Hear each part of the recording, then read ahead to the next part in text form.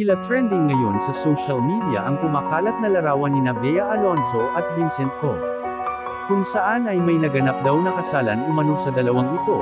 Ito nga lang araw kaya madaming netizen ang natuwa nang malaman ang kasalang ito. Matatandaan eto nga lang kamakailan ay kumalat ang balitang engaged na ang dalawa, bagay na kinakiligan ng lahat ng kanilang tagahanga at taga-suporta. Ayon pa sa mga netizen ay ginawa umano na secret wedding ito ng dalawa upang hindi na kumalat at pag-usapan pa ang bagay na ito. Naganap nga ang kasalan ni Bea at Vincent sa ibang bansa sa Europa kasama ang ilang malalapit na kaibigan at kamag-anak ng dalawa.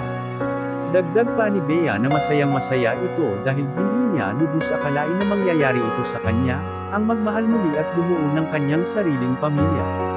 Sa pagkakataong ito nagpapasalamat naman ang dalawa sa lahat ng sumusuporta sa kanila.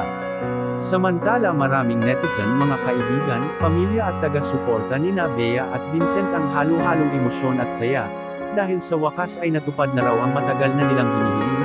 Yun nga ay ang bumuo sila ng sarili nilang pamilya at sana raw ay biyayaan na sila ng anak.